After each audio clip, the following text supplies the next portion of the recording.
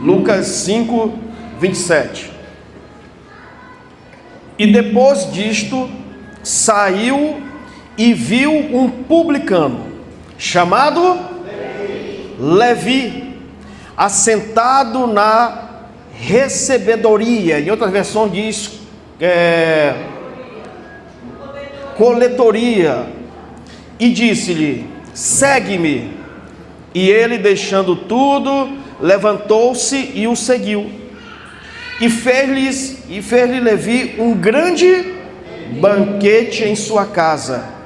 E havia ali uma grande multidão de publicanos e outros que estavam com eles à mesa. E os escribas deles e os fariseus murmuravam contra os seus discípulos, dizendo: por que comeis e bebeis com publicanos e pecadores? E Jesus, respondendo, disse-lhe: não necessitam de médico os que estão sãos, mas sim os que estão enfermos. Eu não vim chamar os justos, mas sim os ao arrependimento. Feche seus olhos, coloque a mão no seu coração. Peça para Deus te explicar. Peça para Deus falar contigo através dessa história. Senhor meu Deus, em nome de Jesus, nós viemos aqui ouvir a Tua palavra, porque sabemos, Senhor, que a Tua palavra é falando de salvação, de vida, de restauração. Só Tu sabes, Senhor, como é que nós estamos aqui hoje, cada um com as suas lutas, suas guerras, uns tristes, outros alegres, outros já preocupados com o dia de amanhã, outros desanimados, mas eu sempre sei, Senhor, que Tu tens uma palavra para nós. Eu tenho certeza que essa palavra é uma palavra para cada um, separadamente, Senhor. É uma palavra que entra no coração individualmente, de cada pessoa, Senhor. Embora vai ser uma palavra para a igreja toda, mas eu tenho certeza, Senhor, que as pessoas aqui saberão dizer que esta palavra foi para si. Obrigado, Senhor, por essa oportunidade de eu pregar a Tua palavra. Que Tu cresça e eu diminua. Me dê graça, Pai Celestial, neste momento. Que seja Tu falando, Senhor, através da minha voz, através, Pai Celestial, da minha vida, Senhor, a quem eu Te agradeço e Te louvo, em nome de Jesus. Amém. Dá uma salva de palmas bem bonita aí. Que maravilha. Fala para o teu irmão do lado, te prepara, vai começar. A história muitos já conhecem. Nós estudamos o livro de Mateus e agora Lucas está falando sobre Mateus, que antes era conhecido como Levi. Mas antes de falar de Levi, eu quero falar do que Jesus estava fazendo ali. Jesus, se você for ver um pouquinho antes, no versículo 23 ao 26, Jesus está a todo vapor fazendo a obra.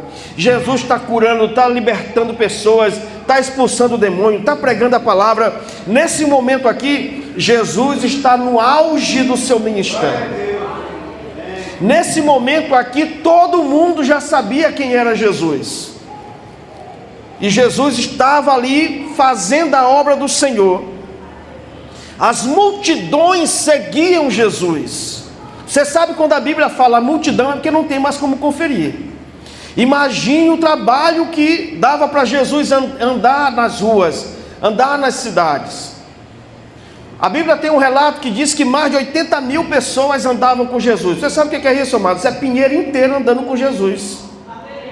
Uma cidade inteira largou tudo para ver Jesus, para andar com Jesus, para ver milagres. Imagine uma multidão. Mas no meio daquela multidão, Jesus parou do nada e começou a olhar para um homem. E eu fico imaginando as pessoas também olhando para Jesus e direcionando a sua vista para ver o que Jesus estava vendo. Jesus estava olhando para um homem, e aquela multidão olhando para Jesus, olhando para um homem. E tentando entender, tentando enxergar o que Jesus estava vendo. Tinha muita gente com este homem, que a gente sabe que é o Levi, que depois vai virar Mateus, que escreveu o livro de Mateus. Muita gente está ali com aquele homem, por quê? Porque ele estava trabalhando. Ele era cobrador de imposto do Estado romano. Então havia muitas filas diante dele. E sabe o que é interessante? Este homem não estava nem aí para Jesus. A Bíblia não fala que ele olhou para Jesus. A Bíblia não fala que ele deixou o trabalho dele para poder ver que multidão era aquela e os milagres que estavam acontecendo. Porque ele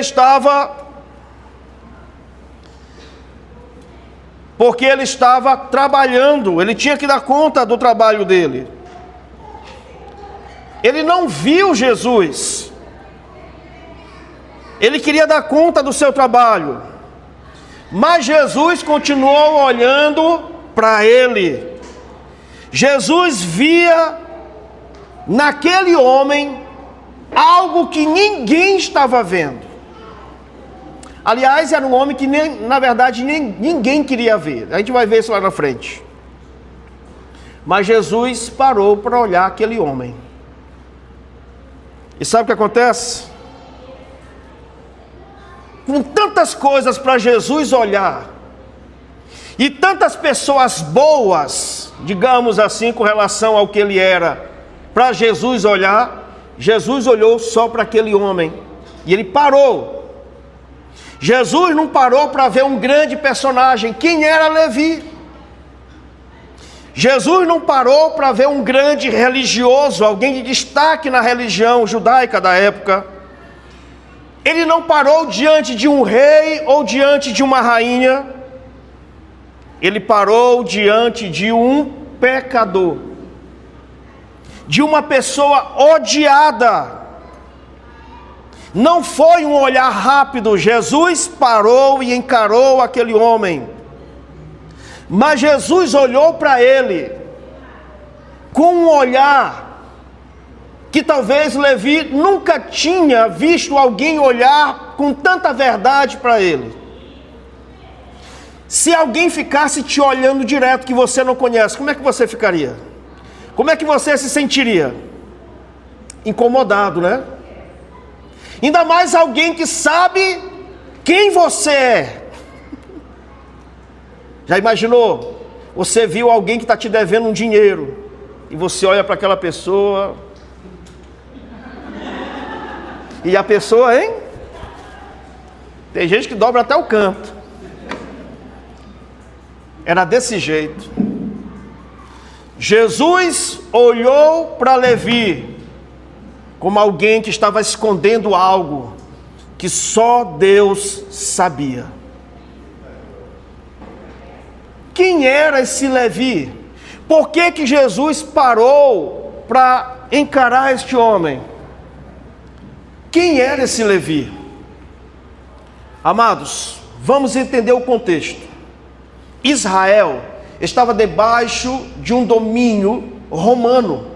Roma mandava ali sobre a Palestina, sobre aquela região ali de Israel, e colocou um alto imposto para poder manter o Império Romano. Então Roma, ele era um exército, ele era um estado opressor, que vivia explorando através dos impostos o povo. Havia o imperador romano que precisava desses impostos. E era um sistema muito injusto, porque o povo parece muito com o brasileiro, né? A gente trabalha, e a metade do nosso dinheiro é só para pagar o quê? Imposto. Essa mesma sensação ele estava sentindo. Mas o que isso tinha a ver com Levi? É porque Levi, ele era funcionário de Roma. E por que ninguém gostava dele? Por que os judeus não gostavam dele? Porque achava ele um traidor, porque ele se aliançou com Roma para poder cobrar, oprimir o seu povo, os seus irmãos. Então ele era tido como um traidor, um pecador e um corrupto. Sabe por quê? Porque, por exemplo, se Roma dissesse assim, que o povo de Israel tinha que pagar R$500 por mês, Você sabe que Levi, como funcionário, ele poderia cobrar ainda mais pelo seu serviço. Então Levi cobrava 500 mais 300. Os 300 era para ele. Estamos contextualizando o momento que Jesus para tudo que estava fazendo e olha só para um homem. E este homem era o pior homem daquela comunidade, daquela cidade. E quem cobrava imposto era chamado de publicano, porque trabalhava para Roma. Então o que acontece? Jesus vai até esse homem, e você imagina que Jesus vai lá para apontar o dedo para ele e dizer: tu é um pecador, tu és um corrupto, tu és isso, era tudo que as pessoas queriam ouvir. Eu acho que quando Jesus saiu em direção a Levi, alguns disseram assim: é agora. Ei, vai ser cajadada de doido. É agora que Jesus vai botar a mão na cabeça dele, vai sair o demônio tudinho. E o outro já estava dizendo: tomara que mate logo esse imprestável. Pessoal torcendo para que ele fosse envergonhado, para que as mentiras fossem colocadas lá. Jesus chega diante de Levi e diz: segue-me. Meu Deus, a pior pessoa. Você vai ver, depois você pode ler os textos antes, os versículos antes. Jesus curando, não chamou ninguém que ele curou. Ele fez milagre, ele curou, mas ele olha para um homem, e todo mundo esperava que o Senhor fosse fazer justiça, envergonhar aquele homem. Jesus escolhe aquele homem e diz: segue-me. Jesus não falou porquê, Jesus não pregou para ele, Jesus não fez milagre nele, Jesus não fez nada. Jesus só fez o quê? Segue-me. Jesus não fez uma acusação. Jesus não envergonhou aquele homem, porque é essa a natureza do Jesus. Ele falou que ele não veio nos condenar, ele veio nos salvar de uma condenação. Jesus não apontou os seus pecados. Ele tinha, era corrupto, ele era um pecador, mas Jesus escolheu aquele homem para fazer parte do seu apostolado, para fazer parte do seu chamado. O interessante é que Jesus chama ele. E olha, a Bíblia fala, como nós já lemos, que ele deixou tudo. Que olhar forte foi esse, irmãos? Que olhar foi esse que não precisou de um discurso, não precisou de Jesus falar nada, a não ser segue-me. Houve uma conexão no olhar dele com Jesus. Sabe por quê? Porque Jesus vê em nós o que nem nós enxergamos. Jesus vê em nós o que ninguém vê. Jesus vê muito mais além dos nossos pecados, das nossas sujeiras. Jesus, ele vê com os olhos de Deus, e é assim que Deus nos vê. Outro dia eu estava assistindo no Instagram, eu não sei qual é a igreja que ele é, mas Deus colocou no coração dele dar banho nos mendigos. Então ele vai, pega aquele pessoal fedorento, pega aquele pessoal, vai lá e dá um banho, corta o cabelo, rapaz, a pessoa fica outra. Você vê o antes e o depois, a pessoa suja, barbuda, cabeluda, aquele negócio todo, e ele vai, ele dá um banho, ele mesmo banha o mendigo, troca a roupa, dá sapato, dá tudo novo, corta o cabelo, faz a barba. Rapaz, ninguém diz que aquele homem é um mendigo. E ali é revelada a aparência dele. Então é assim que Deus nos vê. Deus nos vê além dos nossos pecados. Deus nos vê além das nossas fraquezas, das nossas falhas. Quando o Senhor chamou Davi, Aparelhou-se diante de Samuel os irmãos, 7 irmãos de Davi, todos eles bonitos, prontos para a guerra, todos eles soldados, todos eles fortes. E Samuel dizia: Senhor, é esse? O Senhor dizia: não, com certeza é esse aqui. Não, com certeza é esse outro aqui, porque está preparado para ser um rei. Não, e o Senhor foi dizendo não em tudinho. Samuel ficou sem entender e perguntou para Deus: Senhor, o que está acontecendo? Está aqui os irmãos. E o Senhor disse: está faltando um.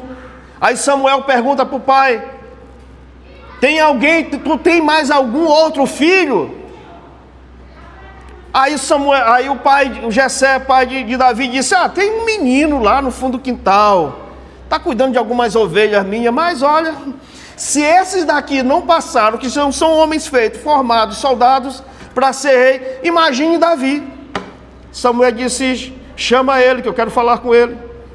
Quando Davi vem, a primeira coisa que Deus fala para Samuel, disse: não olha com os teus olhos, olha com os meus, porque eu não vejo o homem pelos olhos dos homens, eu não julgo os homens pelos olhos dos homens, ele é o meu ungido. O que Deus está falando para mim e para você é que Ele nos vê muito mais além do que nós nos enxergamos ou do que as pessoas, que a sociedade nos enxerga. Há algo em nós que precisa ser revelado. E só um olhar verdadeiro de Deus, de Jesus na nossa vida, pode nos revelar. Levi, o texto diz que Levi, deixando tudo, levantou-se e o seguiu. 3 coisas, 3 atitudes que nós precisamos tomar na nossa vida. Primeiro, deixar. Mas a gente vai entender lá na frente que Davi, ele não deixou o emprego. Ele deixou a velha criatura. Levi, perdão. A gente vai ver que esse deixar tudo não foi somente o emprego que ele tinha, mas é porque ele não aguentava mais a vida que ele tinha.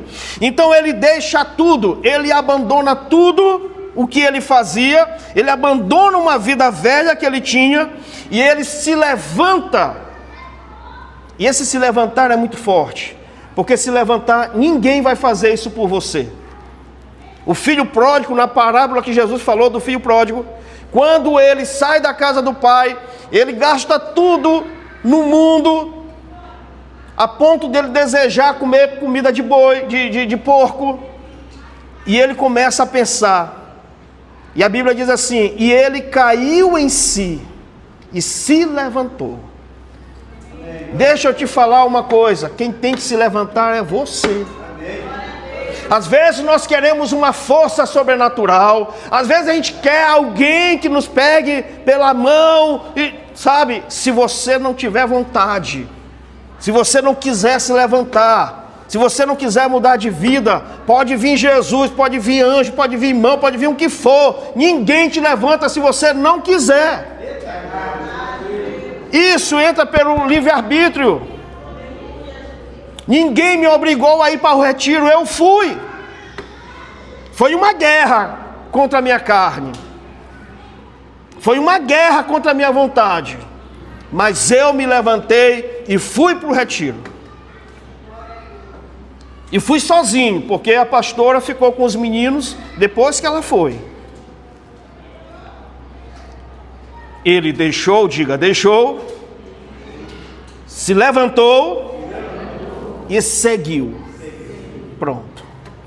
3 atitudes para quem quiser, para quem quer mudar de vida: deixe, se levante e segue. 3 coisas fundamentais para que você mude a sua vida em todas as áreas da sua vida, porque ninguém vai te levantar, porque ninguém pode fazer o que você precisa fazer. Isso é uma decisão sua. Agora eu te pergunto, Levi poderia recusar? Sim, ele poderia recusar. Jesus ia obrigar? Mas o negócio foi aquele olhar, irmãos. Como é que Deus está te olhando hoje? O negócio foi Jesus parar e ver naquele homem um potencial. Deixa eu te dizer uma coisa: o que Deus vê em você é só coisas boas. Pode estar encoberto de várias outras coisas que Ele vai limpar na sua vida. Quem está entendendo? Então dá uma salva de palmas aí em nome de Jesus. Aleluia! Mateus não disse assim, agora não. A gente fala isso, né? Jesus disse, vem, segue-me. Ele disse, agora não, estou muito ocupado. Mateus não disse, eu vou ficar aqui observando o que vai acontecer. Aí quem sabe se eu ver mais uns 3, 4 milagres aí, talvez eu vá te seguir. Viu? Vai na frente que depois eu vou. Ele não fez isso. Mateus não disse, quem sabe na próxima. Amados, deixa eu falar uma coisa para vocês, eu tenho repetido isso várias vezes. Nós estamos na última visitação de Deus. Isso não é brincadeira. A nossa geração é a última misericórdia, é a última visitação de Deus. Então vamos lá, se você for no Velho Testamento, a primeira visitação. Se você vai no Novo Testamento, a segunda visitação em Cristo Jesus. A terceira visitação é a descida do Espírito Santo. Nós estamos sobre a descida do Espírito Santo. Se você está aqui, se você tem uma consciência de pecado, se você se arrepende, é o próprio Espírito Santo que está todo dia dizendo para você, mude a sua vida, segue, se levante. Vai chegar um momento que esse Espírito Santo vai subir, acabou, aí segue-se o juízo. Vamos acordar para isso. A nossa geração, depois da nossa geração, não haverá mais visitação de Deus, haverá um julgamento. Então nós não temos tempo para dizer, quem sabe um dia, quem sabe depois, não temos. Eu fui numa entrevista na rádio, para divulgar o meu livro, e a pergunta que a repórter fez foi o seguinte, pastor, o senhor acha que o mundo, que o final dos tempos já está acontecendo? Sabe o que eu disse para ela? Quem não quiser ver a Bíblia, vai ver a natureza. Olhe para a natureza. Quem não quiser se converter, quem não quiser ler a Bíblia, não vai ter desculpa. Olhe para a natureza. Então quais são os sinais? De 2022 para cá, nós já tivemos 4 luas de sangue. Vai lá no Apocalipse, que nos últimos dias a lua ia ficar com cor de... Quem viu isso aí? Nunca tinha havido tanta lua de sangue. É chamado lua de sangue porque ela fica da cor do sangue. Os números, aí você vai ter que ir lá em Mateus, é o próprio Mateus. Lá em Mateus capítulo 24 fala dos sinais na natureza. Que sinais são esses? Guerra. Aliás, esses são sociais. Vamos só para a natureza. Terremotos. Pesquise lá a porcentagem de terremotos, o aumento da porcentagem. Tem aumentado o número de terremotos em países que nunca tiveram. Ano retrasado, o Ceará teve tremelique. O Brasil nunca teve terremoto, mas a natureza está falando que estamos nos últimos tempos. Vamos às questões sociais.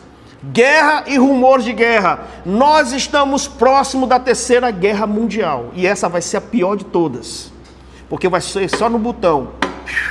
Vocês estão vendo? Do relacionamento. Pai vai matar filho. Isso não está acontecendo, tá? Filho vai matar. Uns trairão uns aos outros. Está acontecendo traições? E o que é pior de todos, que eu temo mais do que qualquer outra coisa, o amor de muito vai esfriar. Esse para mim é o pior sinal, porque Deus ele é amor, e se você recusa o amor de Deus, você vai esfriar no amor de Deus. E tudo que o inimigo quer é que a gente se distraia com uma série de coisas. Então, voltando para cá, Levi Mateus não disse: deixa eu ver aí o que vai acontecer com a natureza, deixa eu ver o que está acontecendo, Rapaz, ele se levantou e ele seguiu Jesus. Ele não ficou pensando: se eu seguir Jesus, o que meus amigos vão falar? O que a minha família vai falar? Ele deixou, se levantou e seguiu. E ele fez a melhor coisa da sua vida. A melhor coisa da nossa vida se chama Jesus. E deixa eu te dizer uma coisa: Jesus não é religião. Cristianismo não é religião. Cristo e religião não dão certo. Sabe por quê? Porque Jesus disse: ide fazei discípulos. De ser discípulo é um estilo de vida. Então eu quero ser como Jesus. Cristianismo não é religião, é um estilo de vida baseada na vida de Jesus. Quando eu entendi que cristianismo não é religião, eu comecei a pedir e a orar e dizer assim: eu quero ser como Jesus, eu quero agir como Jesus, na minha vida, na minha casa, como pai, como marido, no meu trabalho. Eu queria ser como Jesus. Eu queria chegar ao ponto que Pedro chegou, que mesmo negando Jesus, ele foi reconhecido pela voz, que ele falava igual a Jesus. Presta atenção, Jesus Cristo não está te chamando para você ser um religioso. Jesus Cristo não está te chamando para te fazer parte de uma igreja, porque tem uma placa. Jesus Cristo é um estilo de vida que eu escolhi viver. Religião não muda ninguém, mas se você olhar para Cristo, a sua vida vai mudar.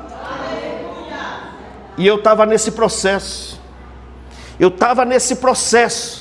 Lendo a Bíblia, querendo agir como Jesus, querendo falar como Jesus. Eu estava naquela aproximação com Jesus, e o inimigo disse assim: eu vou colocar um teste para ti, para ver se tu realmente quer ser como Jesus. Está aqui minha mãe tinha uma escola na cidade operária, e no dia 7 de setembro, a escolinha dela estava desfilando, e eu trabalhava com mamãe. Estava ali na escola, e tinha um senhor que ele estava fumando. Ele era avô de um das crianças lá. Veio um pai e disse assim: ô professor, peça para esse senhor apagar o cigarro aí. Gente, eu educadamente, porque eu já estava crente, querendo ser como Jesus, só paz e amor, com toda a educação, disse, e ele lá, tirando foto com o cigarro, fazendo aquele fumaceiro em cima das crianças. E eu disse: meu querido, você já tirou foto? Ele disse: já. Dá para o senhor apagar seu cigarro? Rapaz, ele pegou o cigarro e botou fora na minha cara. Por quê?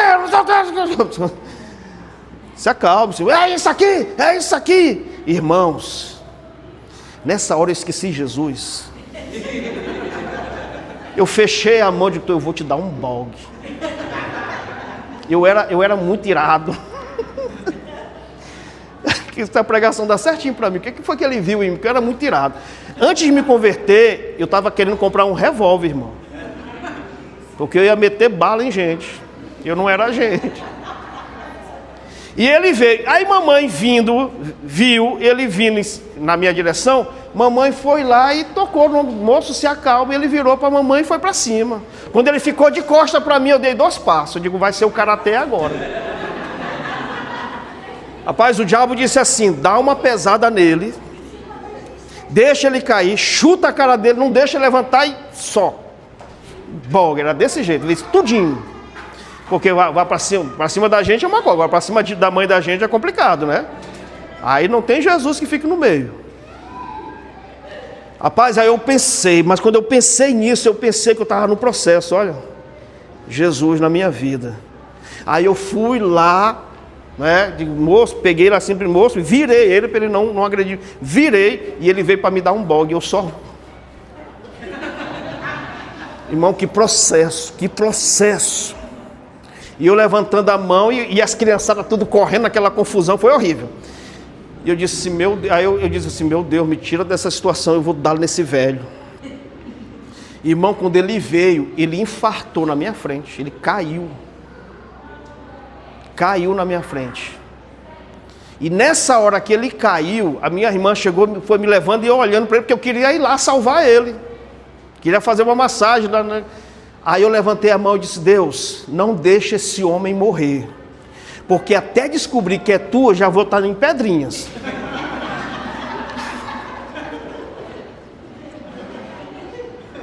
Aí me tiraram aquele negócio, tá, e eu fui para casa e me ajoelhei, digo, Deus, não deixa esse velho morrer, não deixa esse velho morrer, não deixa esse velho morrer.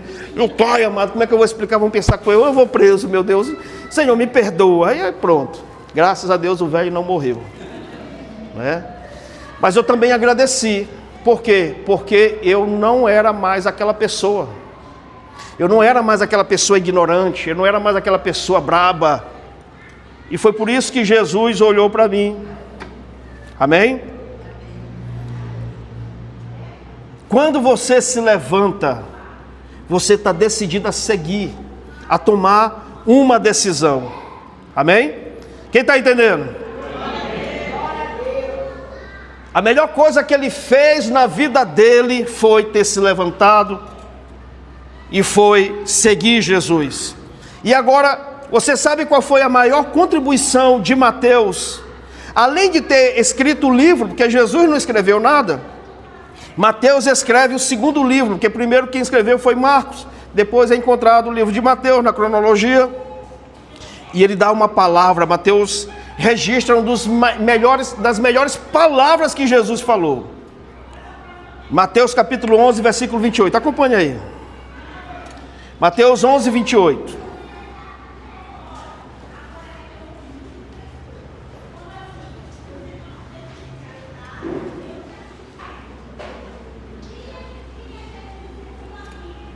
Mateus 11, 28. Podemos? Olha o que diz aí, presta atenção. Vinde a mim, todos que estáis e e eu vos. Sabe por que essa fala só está no livro dele? Mateus não escreve sobre isso, João não escreve sobre isso, só ele. Sabe por quê? Porque era assim que ele estava, e agora a gente vai entender por que ele se levanta. Porque ele já estava cansado, ele já estava sobrecarregado. Mateus não aguentava mais a vida que ele tinha. Mateus precisava de uma mudança de vida. Quem sabe Mateus, naquela noite, um dia antes, ele orou dizendo, Senhor, muda a minha vida. Deus, muda a minha vida. Eu não quero mais essa vida de mentira, essa vida de fracasso. Eu não quero mais essa vida de pecado, eu não quero mais, me ajuda. E Deus ouviu a oração dele e mandou Jesus ir lá. Vinde a mim todos que estáis cansados. A grande contribuição de Mateus é esse registro aqui. Vinde a mim todos os que estáis cansados. Cansado de quê? Cada um sabe o fardo que carrega. E chega o momento que você não vai conseguir carregar. Chega o momento que você não vai conseguir. Eu estou falando de fardo, eu não estou falando de carga. Porque carga, até a gente pode carregar, não só a nossa como dos outros. Agora, fardo, falta de amor, falta de perdão, traumas, passado, isso tudo é fardo. Que quanto mais o tempo passa, mais pesado fica. E só Jesus para tirar esse fardo. Vinde a mim todos que estáis cansados e sobrecarregados, e eu vos aliviarei. Provai de mim que sou manso e justo. Sabe o que o Senhor faz? Ele pega o teu fardo, ele pega o teu passado, ele pega toda a acusação que há sobre a tua vida, ele tira e coloca sobre ele, e você fica livre de tudo aquilo que te condena.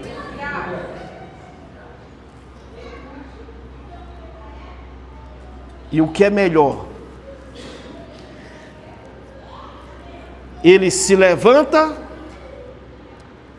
ele segue Jesus e ele leva Jesus para a casa dele. Ele faz um banquete para Jesus e Jesus aceita, amados. Aquele pecador, amados, não era uma pessoa qualquer para Deus. Você não é uma pessoa qualquer para Deus. Tem tanta coisa que Deus precisa te mostrar. Tem tanta coisa que Deus precisa te mostrar.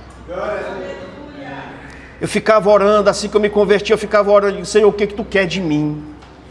Por que eu estou aqui, num local onde eu não gostaria de estar, num local que eu tinha preconceito contra crente, que eu já falei para você. Eu orava, eu dizia, o que é que tu queres de mim? Cá estou eu. O Senhor queria que eu fosse pastor. A primeira pessoa que falou que eu seria um pastor foi minha irmã. Eu fiz o sinal da cruz. Eu disse cruz credo. Eu disse, tá. Aonde, irmãos? Um pagodeiro. Lascado. Onde que eu imaginava hoje ser um pastor? Eu não tenho ninguém na história da minha família que foi pastor.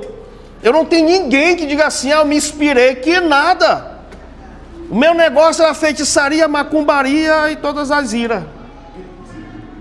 E de repente Deus olhou para mim. Aí eu fiquei com síndrome de Lázaro, do cantor Lázaro. Porque me resgatou, porque me trouxe aqui. Eu digo, oh meu Deus. Mas não é verdade. Jesus está falando contigo. Jesus está olhando para ti faz tempo. Ele quer tirar esse fardo. Ele quer tirar esse pecado. Ele quer mudar a tua história.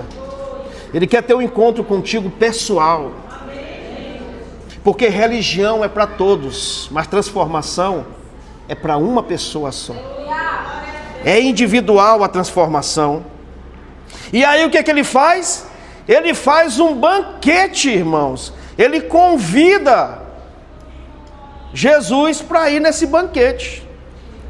A Bíblia fala que Levi ofereceu um grande banquete em sua casa. E ele convidou as pessoas que, assim como ele, não prestava para ficar à mesa. Jesus, quando chegou, que pensava que fosse passar vergonha só com ele, o que tinha de outros cobradores, o que tinha de outros pecadores, tudo sentadinho à mesa. Deixa eu te falar uma coisa. Somente uma transformação pessoal vai fazer você entender que a outra pessoa precisa de Jesus. Somente uma transformação. As pessoas precisam olhar em nós uma transformação, amados. Ninguém vai vir para a igreja por causa de placa. É igreja grande, igreja pequena. E aí, nada disso, irmãos. As pessoas querem ver Deus. Elas olham para o céu, elas não veem fisicamente. Mas quando ela olha para você, uma pessoa remida, lavada, transformada, uma pessoa que decidiu seguir Jesus, ela vai dizer, onde é que é a tua igreja? Eu quero ir também. Eu quero seguir esse Jesus que tu segue. Se tem uma pessoa que pode apresentar Jesus para outra pessoa, é você. Não tem mais outra pessoa. Porque você acreditou no que ela fez na sua vida. E estava lá, um grande banquete. Convidou os publicanos, pecadores, convidou gente rejeitada. Ele convidou com quem ele convivia. Não poderia ser diferente. Estavam todos lá. E aí começaram as críticas. Porque junto com Jesus tinha alguns religiosos. Junto com Jesus tinha alguém que dizia assim, deixa eu ver se ele segue as leis da nossa religião, deixa eu ver se está tudo certinho. E eles não estavam ali, não era para ajudar, eles estavam ali para condenar, porque a lei condena, mas a graça salva. Os fariseus, eles conheciam a lei, mas não conheciam o olhar de Deus. Porque a lei, amados, é para quem já é condenado. Mas a graça de Jesus é para quem quer ser salvo. Então, aqueles fariseus estavam lá, e quando eles chegaram lá, viu mais pecadores. E eles disseram, vou ver aqui o texto novamente. E a Bíblia fala que os escribas deles e os fariseus murmuravam contra os seus discípulos, dizendo: por que comeis e bebeis com os publicanos e pecadores? Porque não podia, amados. Jesus, ele era um levi, ele era um levita, ele era um mestre. Ele tinha que ensinar, obrigado. Ele tinha que ensinar a palavra, mas ele não podia se misturar. Ele tinha que dizer: olha, Levi, você está em pecado por causa disso, e te arrepende. Não. Jesus ia lá, andava, curava, abraçava, tinha relacionamento com as pessoas. Jesus era diferente. As próprias pessoas que ouviam Jesus pregar diziam assim: quem é esse? Ele prega com amor. A gente sente amor quando ele prega. Ao contrário dos outros que pregam condenação, Jesus prega de forma diferente. Quem é esse? Isso é relacionamento. Fizeram essa pergunta para Jesus, e Jesus respondeu para eles: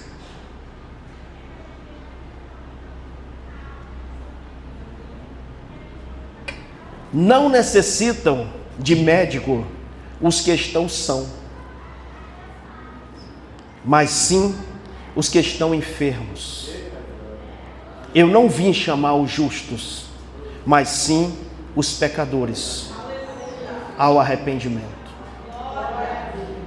Deixa eu te falar uma coisa. A religiosidade inverteu isso. O que uma pessoa pensa quando ela peca? Que Deus está bravo com ela, que Deus está irado com ela. Sabe o que Jesus está dizendo? Que quanto mais tu peca, Ele não concorda com o teu pecado, mas tu é o alvo dele. Quanto mais tu peca, Ele não concorda com o teu pecado, mas nada disso, presta atenção que eu vou falar para você, isso é libertador. O amor de Deus não tem nada a ver com o teu pecado. O amor de Deus não tem nada a ver com o que você fez. O amor de Deus tem a ver com o que você é. Não diz respeito a nós. Você não precisa ser nada, você não precisa ser pastor, você não precisa ser uma pessoa bem-sucedida, você não precisa ser nada para Deus te amar. Você não precisa de nada.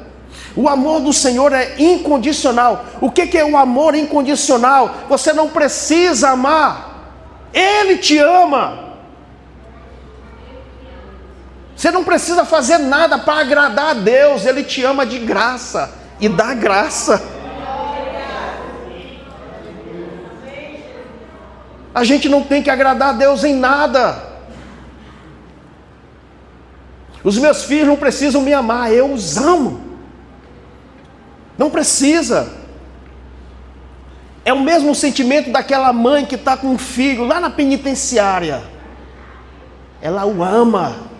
Ele errou, ele está pagando, ele está preso. Ela não pode tirar ele de lá, mas não muda o seu amor por ele. Presta atenção para cá. Nada que tu faça de bom ou de ruim vai interferir do amor de Deus na sua vida. Aí as pessoas dizem assim: não, deixa eu melhorar para eu seguir Jesus. Não, deixa eu fazer alguma coisa. Não tem que fazer nada. Você só tem que ouvir o seu chamado, se levantar e seguir. Deixa que nesse relacionamento Ele vai transformando a sua vida. Jesus disse: olha, vocês estão falando que eu estou sentado com os pecadores, os fariseus. Eu vim foi para eles. Eu vim foi para os pecadores. E quanto mais pecado eles tiverem, mais eu os amo. Porque eu quero salvá-los. Porque eu vim demonstrar o verdadeiro amor de Deus. Nós somos pecadores, irmãos. E Romanos diz que nós, por causa disso, nós estávamos destituídos da glória do Senhor. Mas graças a Deus, que o Senhor nos dá vitória, por intermédio do nosso Senhor Jesus Cristo. Porque aqueles que estão em Cristo, nova criatura é. As coisas antigas já passaram, e eis que se faz tudo novo. Jesus está disposto a ser difamado por ti. Jesus está disposto a ser mal falado por ti, mas está disposto a mudar a sua vida, a sua história. Talvez alguns aqui ouviram dizendo: não vai durar uma semana, esse aí não vai se firmar. Só que eles não viram o olhar de Jesus para ti. Eles estão pensando que tu só faz parte de uma igreja, que tu está presa à igreja, que tu está presa ao pastor.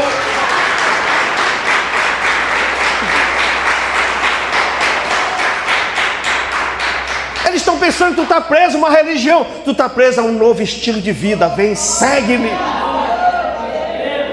O diabo fez de tudo para me desviar, irmãos.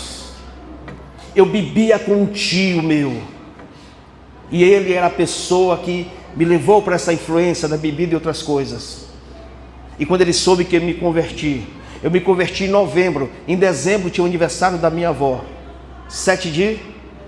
8 de dezembro, 7 é a senhora, 8 de dezembro. E eu crentão, olha, crente mesmo. Em novembro, isso é em dezembro. Não tinha feito praticamente quase um mês. Irmãos, eu saio da igreja do domingo e vou lá parabenizar a minha avó.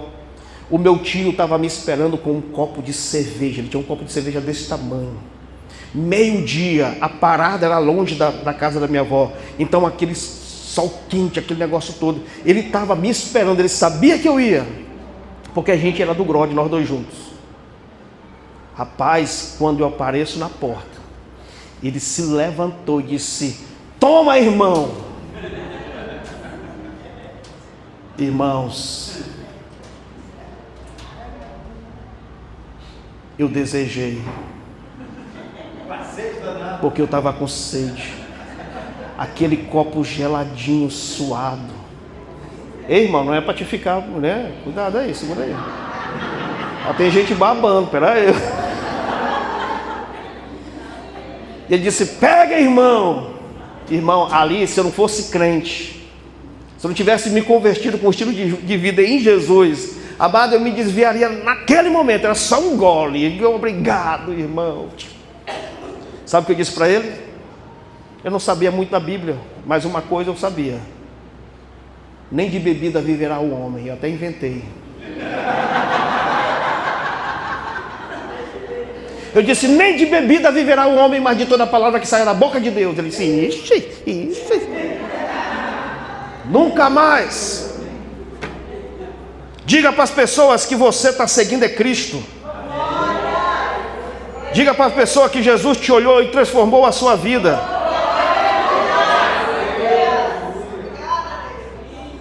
Glória a Deus. Eu já estou encerrando. Aí, irmão, já quer ir embora. Eu vim para os pecadores, para que eles se arrependam. O problema é que hoje as pessoas não sabem o que é arrependimento. Arrependimento é você lamentar uma vida perdida, um tempo perdido, porque o tempo não volta. Você não pode recuperar o que você perdeu ontem. Você não pode voltar à sua vida ontem. Então arrependimento é você dizer: eu não quero mais perder tempo. Eu, a partir de agora, eu vou aproveitar o meu tempo com Deus, fazer o que Deus quer. Arrependimento é você lamentar uma morte. Arrependimento, porque não se pode voltar atrás. Arrependimento é tipo assim: poxa, meu pai morreu, eu poderia ter aproveitado mais meu pai, eu poderia ter aproveitado mais minha mãe. Morreu, eu nem pude pedir perdão. Meu filho, sabe? Arrependimento é você saber que não tem mais como voltar. Então daqui para frente eu vou aproveitar tudo que Deus me proporciona. Arrependimento é você dizer: eu quero começar tudo novo. Eu não quero mais esse fardo, eu não quero mais esse cansaço. Isso é arrependimento. Porque às vezes as pessoas não se arrependem naquele pecado e depois cai de novo. Arrependimento, amados, é saber que o pecado te afasta de Deus.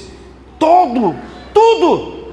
Não é o pecado A, o pecado B. Todo pecado nos afasta de Deus. Então o que é arrependimento? Poxa, eu perdi tanto tempo. Perdi tanto tempo sem Deus.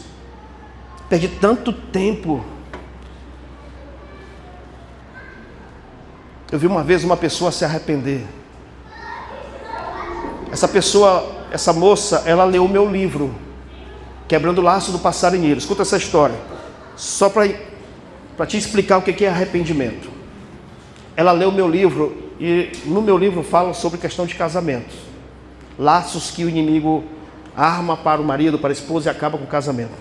Quando ela leu aquilo, ela me chamou. Ela disse: pastor, se eu tivesse lido, e eu tinha acabado de lançar o livro, mas ela lamentou. Olha o que é arrependimento. Se eu tivesse lido, se eu tivesse conhecimento de subir aqui, eu não teria mandado o meu marido embora. Eu acabei com o meu casamento. Eu disse: não, mas ainda dá tempo. Ela disse: não, pastor, ele já casou com outra. E eu tendo esse entendimento aqui, eu acabei.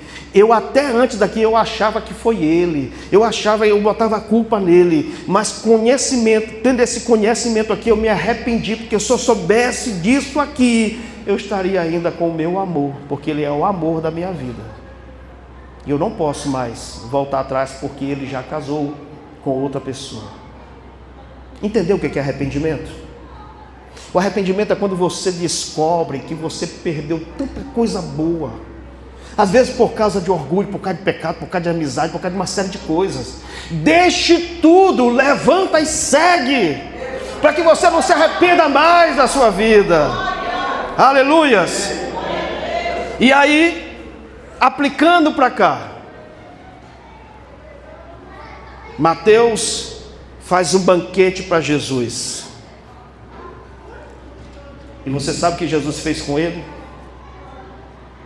Jesus alugou o melhor lugar ali em Jerusalém e levou Mateus e os 12 discípulos para o cenáculo. Irmãos, cenáculo era um local de elite. Só os grandes entravam naquele local. Os fariseus, os saduceus, os políticos, imperadores. Olha o que Mateus fez. Fez um banquete para Jesus. Jesus, antes de morrer, chama Mateus e honra ele no melhor lugar daquela cidade. Porque é isso que Jesus faz na nossa vida. Ele nos honra. Jesus te honra. Os melhores lugares estão para nós. Eu fui tirar sangue agora. O GM de Sérgio fez uma ação social que tinha que tirar sangue. A mulher tornou repetir, porque já tinha ouvido isso antes. Ela tornou repetir, sabendo que eu sou pastor. Ela disse assim: olha, o sangue dos crentes, pastor, são os melhores que tem. Sabe por quê? A probabilidade de ter álcool no sangue de crente é praticamente zero, porque a gente não bebe. A probabilidade de não ter doenças venéreas, praticamente zero. Então o sangue do evangélico, do crente, daquele que tem Jesus Cristo como vida, é o melhor sangue que tem. Isso é uma honra, meus amados, porque se eu fosse doar meu sangue no tempo da bebedeira, quem recebesse ficava bêbado. Fora as outras doenças. E agora alguém dizendo que meu sangue é bom. O sangue de Selma. Meu Deus, isso é um milagre, gente. De Vânia Soares. Lá do pé cinzento, Deus tirou ela de lá. Lá do pé cinzento. Gente, isso é sério. É engraçado, mas é sério. Isso é uma honra. Obrigado. Irmão Raimundinho. A gente poderia nem botar a placa aqui, era só pregar irmão Raimundinho bem ir. Não é verdade, irmão Raimundinho? Irmão Raimundinho vinha para nossa célula assim. Ele não falava nada, porque se falasse o bafo da cachaça deixava todo mundo bêbado. Mas está aí um homem de Deus. Eu não quero falar de outros, Manuca, mamãe.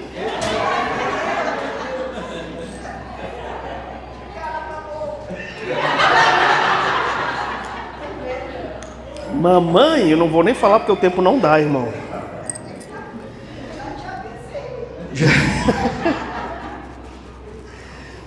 Jesus, tudo que tu entregar para Ele, Ele vai te entregar em dobro. Tudo que tu fizer em sacrifício a Jesus, tu vai ver a honra de Jesus na sua vida. E não é lá no céu não, é aqui na terra mesmo. É na terra, se tu honrar Jesus na terra, assim na terra como no...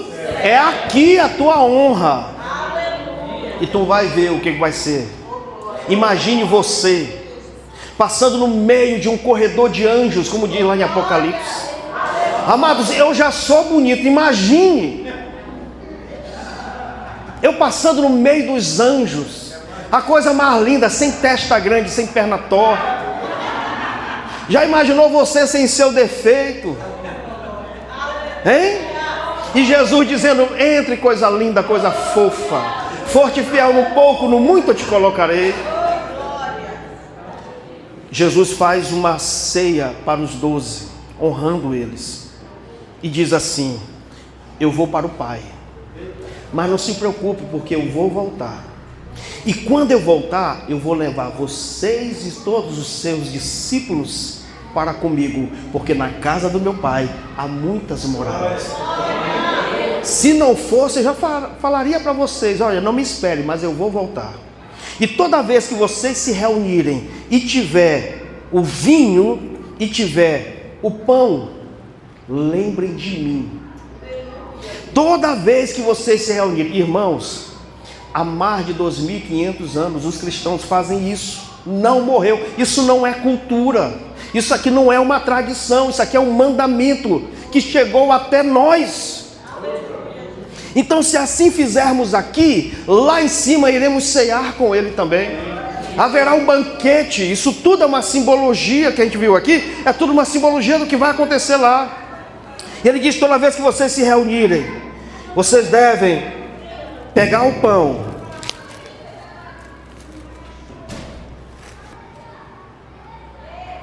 e lembrar do que vai acontecer comigo lá na cruz. Eles só foram entender isso depois da morte de Cristo. Sabe por quê? Este aqui é o meu corpo. Mas por que, Jesus? Se eu estivesse lá, eu ia perguntar para ele. Mas por que, Jesus? Porque foi assim que fizeram comigo. Ó. Esse é o meu corpo, triturado, humilhado, blasfemado. Por isso que o pão é o simbolismo da minha morte. É o meu corpo. Toda vez que vocês se reunirem, comam do meu corpo. E esse comer do corpo é, lembrem de mim, o que fizeram comigo. E quando vocês tiverem o vinho, o suco de uva, e é cor de quê, irmãos? Sangue. Lembrem da aliança, porque não existe aliança sem morte, e não existe aliança sem derramamento de sangue. Então toda vez que vocês se reunirem, lembrem do meu sangue. Tomam e comam do meu corpo. Agora presta atenção. Você vai comer. Quando você come, você está ingerindo Jesus dentro de você. Quando você toma do sangue, você está fazendo uma transfusão de sangue. Porque o nosso sangue é contaminado pelo pecado. Você sabia, se você for fazer um exame da tua história, da tua vida através do teu sangue, é possível. Você vai ver que desde o ventre da sua mãe há alguma coisa. O sangue conta a história, irmãos. Toda a tua vida tu sabe do teu sangue. Se você for pegar, se você for se consultar agora, e o médico for atrás de exames de sangue, ele vai ver tudo que você tem. Ele vai descobrir coisas até da sua família, coisas hereditárias, doenças hereditárias da tua família. Está tudo registrado. Então, por conta disso, que o nosso sangue é um sangue contaminado, o Senhor diz: toda vez que vocês tomam do meu sangue, eu estou substituindo o sangue de vocês pelo meu. Por isso que nós usamos: sangue de Jesus tem poder. Sangue de Jesus tem poder. Amém? Quem está entendendo? Então fique de pé em nome de Jesus.